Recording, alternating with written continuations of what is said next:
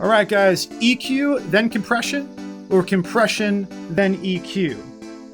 One is right and one is wrong. I'm not playing, or I'm not gonna just do the, oh, whatever you think sounds the best thing again.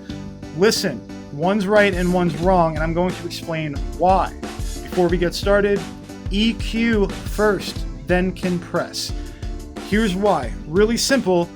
When you EQ, you're going to either subtractively EQ or positively EQ.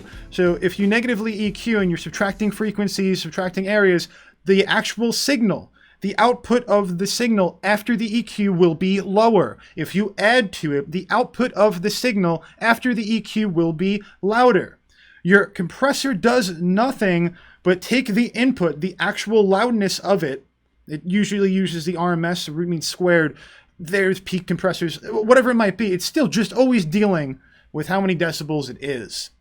So if you negatively EQ and then you hit a compressor, the EQ would have made the signal lighter and the compressor will react to only what you're using in the mix. Now, say, let's put the compressor first. The dynamics unit will go first. The dynamics unit will act on the entire signal, then you'll EQ.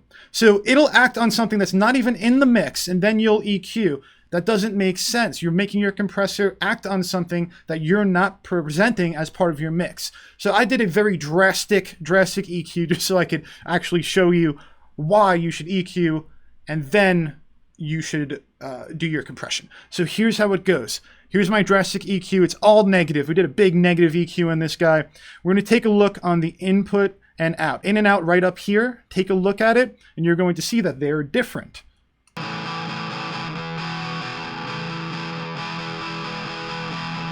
Now, let me bypass this. You'll see that your input and output are the same.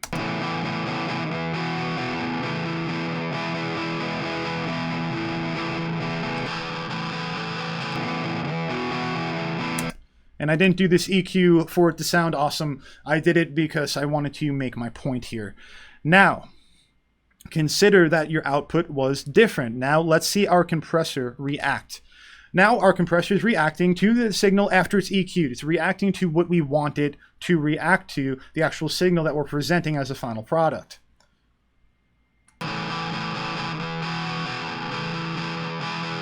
What I'm pointing to here is my gain reduction.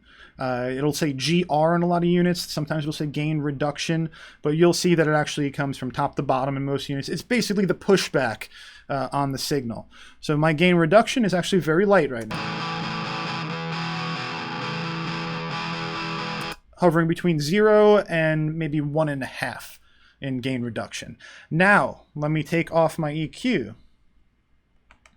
My EQ is now bypassed. Check out how this compressor reacts now.